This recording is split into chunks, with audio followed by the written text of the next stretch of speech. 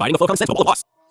This is Censor Studio. We will quickly deliver news about the Middle East war. This is Qeshm Island. The US military launched a large-scale airstrike on Qeshm Island. Currently, the intensity is weaker than previous attacks on civilian infrastructure, military sites, and other locations along Iran's southern coast. This is Qeshm Island. It has been confirmed that about 5 explosions occurred. TASS News, using statements from its local correspondent, reported that the security authorities and related agencies have not yet made any announcements about the incident.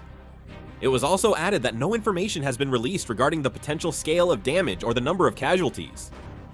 Iran's state news agency IRNA reported that multiple explosion sounds were heard in parts of Bandar Abbas, and authorities are investigating on site.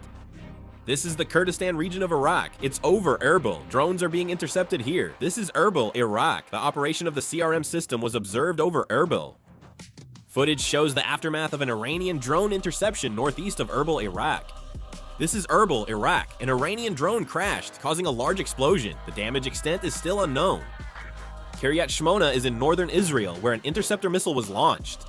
The cause of the launch is unknown, and no alert was issued. The commander of Iran's Katamarambia Central Command warned that if the United States takes new military action against Iran, it will face a decisive and destructive response. Major General Ali Abdullah, in a statement on Saturday, pledged loyalty to Supreme Leader Mustafa Khamenei and vowed to protect national unity. The Iranian Border Guard Command closed the Maravan and Haraman checkpoints and advised citizens to avoid nearby border areas. Border authorities have announced that people should not approach the border areas of Dereki, Desli, and other adjacent regions, and should refrain from any activities or movement in those areas until further notice. President Donald Trump called the deaths of 2 American soldiers in the Iranian attack very sad and said Washington won't tolerate Iran having nuclear weapons. President Trump, in his first response to this announcement, said in an interview with News Nation on Saturday that he does not care at all about Iran, saying it will no longer comply with the Memorandum of Understanding. The U.S. State Department on Saturday warned Americans around the world to be more cautious, citing potential security risks, potential flight disruptions, and attacks targeting U.S. diplomatic facilities as the Middle East war continues.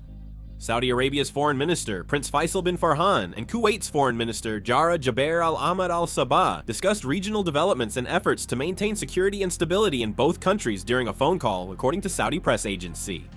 I'll upload another video if there are more updates. Thanks for watching. Yeah.